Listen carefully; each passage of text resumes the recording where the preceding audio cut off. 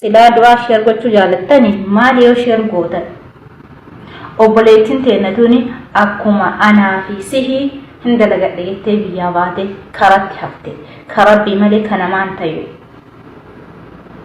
mucayyoon tuni dhalattuu Baaleeti ganda isiin beekon dhalattuu Baaleeti fira isii itti barbaadu jirra video kana share copy godhaati mucayyoo tana maatii isii itti haa barbaannu waliin taane mucayyoon tuni akka reef isii illee awwaala argatu maatiin isii quba qabaachuu qaba gaafa maatiin quba hin qabaanne seerri biyya kanaa reeffiin awwaala talaayigaa ta'a malee jechuudha kan isiin itti duute Sudarabiyaadha akka itti duute makiina dha'ee duute balaa makiinatiin duute video kana copy link share godhaati maatii isii waliin itti haa barbaannu siniin jedha. Wayyoo yaa carraa ijoollee keenyaa dhugaa waaqayyo nan hojjetadhanii gizee banaa baahan waggaa akkasittiin carraanuuf immoo karaatti nama hambistu baay'ee tokko nama gaddisiisa.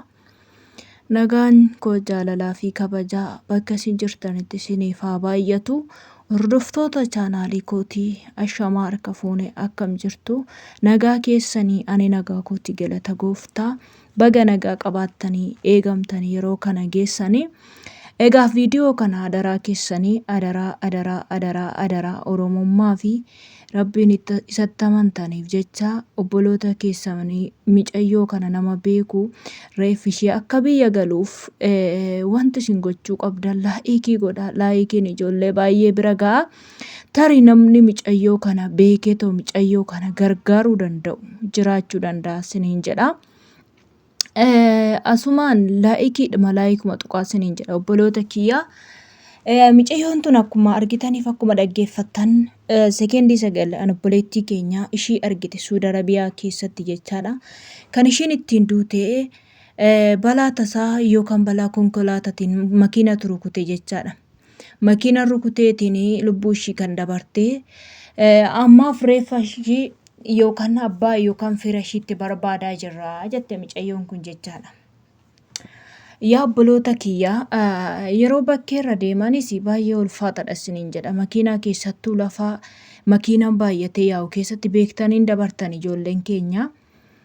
Tarii guyyaa ofii malees duuti tun gara namaa hin dhufti beektu hunduu jechaadha balaa tasaatiin. Yeroo bakkee deemtanii dhaamsanan isinii qabu mucayyoon kun duutee jirti garuu ijoollee keessattuu dhaamsanan qabuuf bakka makiinaan baay'atee deemu daandii walakkaa irratti hin beektan taanan darbuu hin beektan taanan hin darbinaan siniin jedha. Ijoollee baay'ee yeroo baay'ee balaa konkolaataatiin lubbuun isaanii kan darbaa oolu jechaadha. Akkuma viidiyoo gubbaarratti dhaggeeffattan mucayyoon kun dhalattuu Baaleeti.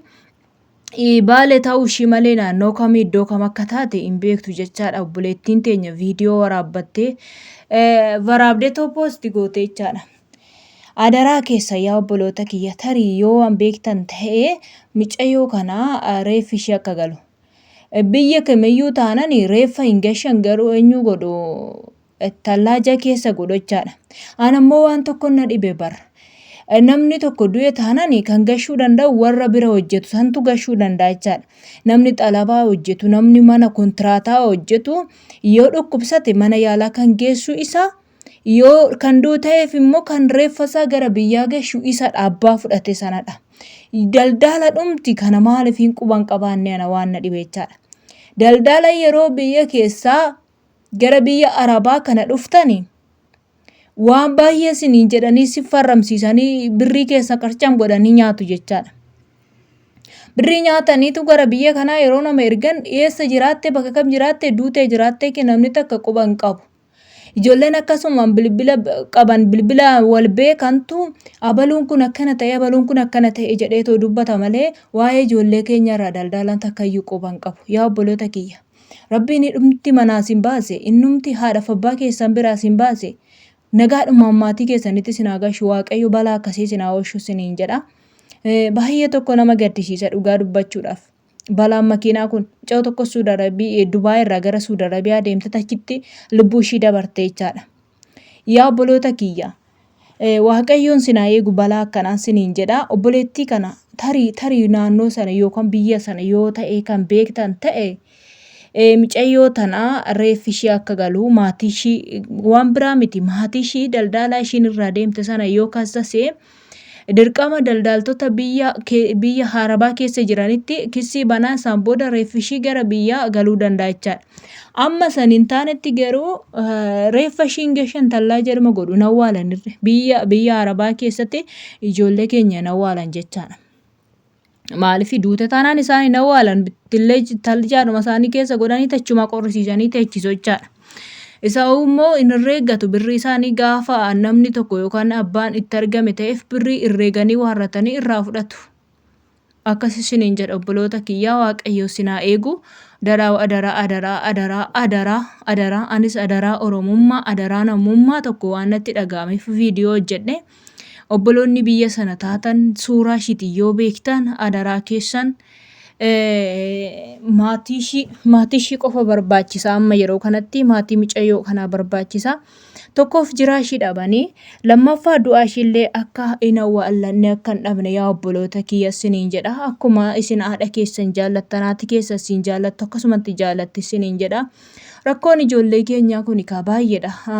Dhugaa rabbii waan man jedhu isaatu na dhibachaadha.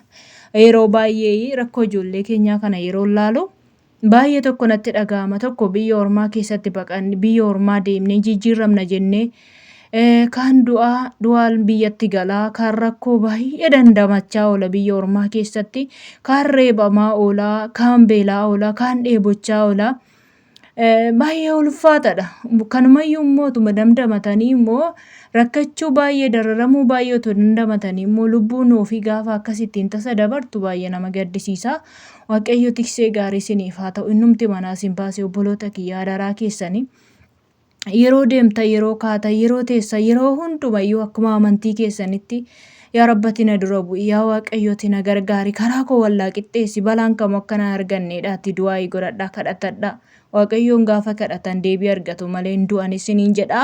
Kana isiniin jechuu barbaada hordoftoota chaanaalii kiyyaa obboloonni adaraa keessa mucayyoo kana warra itti barbaadaa'ee eejensii irraan dhufteerree dirqama kaasasamuu qaba gara biyyaa reeffi ishee akka galu isiniin jedha. Waalama dhabeetti maatii ishee akka hin taane baay'ee nama gaddisiisa. Egaa Waaqayyo jajjabina maatii ishiif haa kennu ishiidhaaf immoo boqonnaa kennu isa lafarraa ishii didesa waaqarraa ishiidhaaf haa boqochiisu isiniin jedha.